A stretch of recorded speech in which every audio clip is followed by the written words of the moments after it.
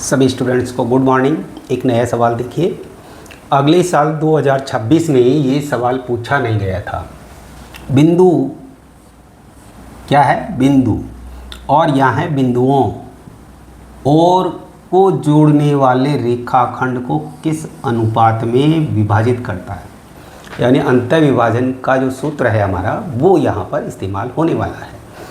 तो देखिए बिंदु दे रखा है हमारे को, तो बिंदु वो है हमारे पास -4 और 6। तो ये हो गया हमारे पास x y। ये हमेशा ध्यान रखें कि बिंदु दिया हुआ है। और बिंदुओं क्या दे रखा है हमारे को? -6 और 10, और b दे रखा है हमारे को 3 और -8। तो ये क्या हो गया? x1 y1 x2 y2। तो आप इसको ऐसे लिख लें x1 x2। तो आपको थोड़ा सा मान देखने में कन्फ्यूजन ज़्यादा नहीं होगा। x1 क्या है हमारे पास? -6। x2 कितना है? 3 है। और y1 कितना है? 10 है। और y2 कितना है? -8 है। ठीक है। और ये है हमारे पास x और y बिंदु। तो ये हो गया -4 और 6 हो गया। ठीक है।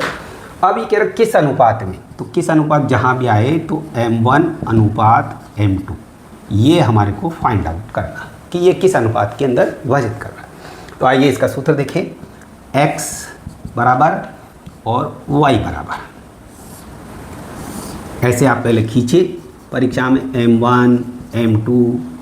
m1 प्लस m2, ये सूत्र लिख रहे हैं हम इसका। फिर इधर m1 प्लस m2 इसके पास में लगा के रखें। फिर m1 प्लस m2। देखो सूत्र याद रखना बड़ा आसान है। x दे रखा है तो x2 x1, और y दे रखा है तो y2 y1। ठीक है। अब इसमें वैल्यूज रखते हैं हम। m1 प्लस m2 तो हमें ज्ञात करना है। x का मान कितना है जी? -4। और m1 प्लस m2, x2 क्या है हमारे पास? देखिए 3 और -6। तो ये आ गया हमारे पास 3 और -6। इसी तरह से y में देखिए आप m1 प्लस m2 y2 -8 और y1 क्या है? 10। ये है। और यहाँ y का वैल्यूज रख देंगे। y का वैल्यू कितना हमारे पास? 6 है। वैसे हम दोनों में से एक को निकाल सकते हैं, और दोनों से निकाल के देखो तो दोनों आपकी मर्जी, और एक से निकालेंगे तो भी वही अनुपात आएगा। अब देखिए इसको तो -4/1 कर देते हैं, इसके नीचे कोई हर में नहीं है। m1 plus m2 3m1 minus के 6m2। इसको क्रॉस मल्टीप्लिकेशन करें, तिरछा गुणा कर दें तो -4m1 और -4m2, ये इन दोनों से गुणा हो जाएगा। और इधर क्या आ गया हमारे पास? 3m1 - 6m2। आप क्या करिए, m1 को इधर ले आइए, m2 को उधर धक्का मार दीजिए। तो -6m2 तो इधर का है ही है, इसका कोई चिन्ह नहीं बदलेगा, इसका चिन्ह बदल जाएगा तो +4m2। और इधर हो गया हमारे पास 4m1, और इधर से आएगा तो -3m1।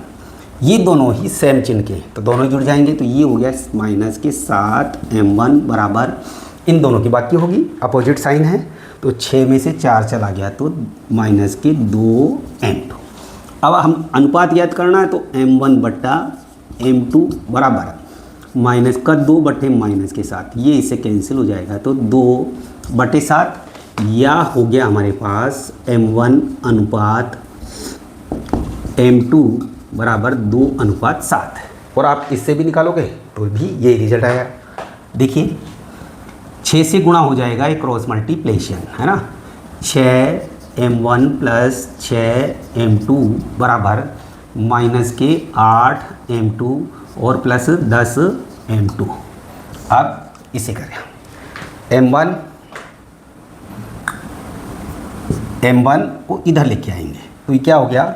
6m1 प्लस के 8m1, माइनस का है तो इधर आके प्लस हो जाएगा। और इधर लिखेंगे पहले 10m2 और माइनस का 6m2। इन दोनों को जोड़ दिया तो कितना हो गया? 8 6 14 m1 बराबर 10 में से 6 बाकी निकल गया तो 4m2। क्या करें, m2 को इसके नीचे ले आए और इसको इधर भेज दें, तो m1 बटा m2 बराबर 4/14। अब इसको काटे एक ही पाड़े से, 2 दूनी 4, 2 7 14, तो ये अनुपात आ गया हमारे पास m1 अनुपात m2। तो आपको दोनों में से एक को करना, प्लॉट को किसी को करें तो ये हमारे अनुपात यहाँ पर आ जाएंगे। ठीक है, तो आपको समझ में आ गया होगा ये एग्जाम्पल। एक क्वेश्चन और देखते हैं। तो देखिए स्टूडेंट्स, ये एक और सवाल है बिल्कुल सेम, जो क्वेश्चन नंबर 4 7.2 प्रश्नावली का हमारे को दिया हुआ है।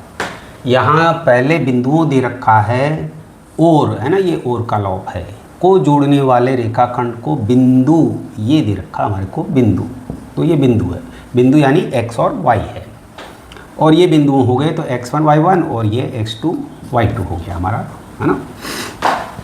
अब देखिए इसमें हम एक वैकल्पिक विधि है उससे करें तो थोड़ा सा सरल पड़ता है ये। तो वैकल्पिक विधि में क्या है, प्रश्न की पहचान की किस अनुपात में, तो k अनुपात 1 मान लें। ये क्या हो गया हमारा m1 अनुपात m2 हो गया। अब हम यहाँ x और y दोनों के मान ज्ञात नहीं करें, केवल एक से काम चला सकते हैं।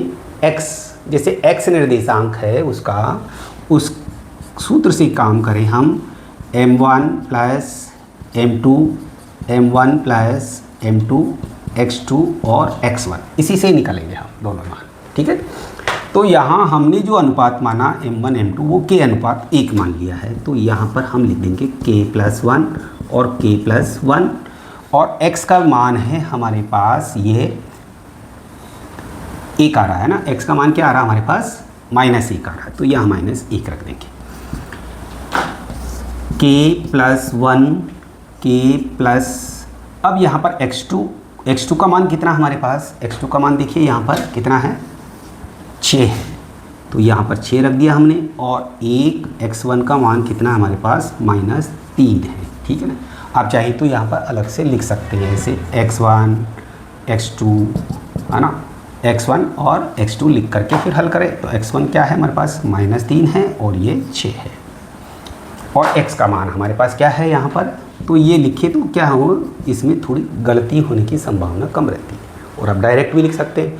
जब परफेक्शन आ जाएगा तो डायरेक्ट भी आप सवाल को लिख सकते हैं, वहाँ से वैल्यूज़ देख कर, पर वैल्यू देखते समय आपको सावधानी रखनी है। ठीक है, तो आइए, ये क्या हो गया हमारे पास 6k और 3 एकम 3, तो -3 हो गया, और इधर -1/1 कर दिया हमने, ये तिरछा गुणा कर देंगे, तो माइनस से गुणा करेंगे तो -k -1 6k -3। अब क्या करें, k को इधर ले आइए और 1 को उधर भेज दीजिए आप, तो क्या हो गया हमारे पास -k -6k बराबर हो गया, -3 पहले लिखेंगे और +1, ये उधर ट्रांसफ़र करेंगे तो +1, तो ये हो गया हमारे पास -2, और इधर हो गया -7k, माइनस से दोनों तरफ बैलेंस कर देंगे, माइनस कैंसिल, इसलिए k बराबर आ गया हमारे पास 2/7। तो हमने जो अनुपात माना था वो क्या है, k अनुपात 1, तो यहाँ पर 2/7 अनुपात 1 रख दिया, इसको गुणा कर देंगे हम 2:7 एकम 7, तो ये हमारे पास रिज़ल्ट आ गया इसका 2:7।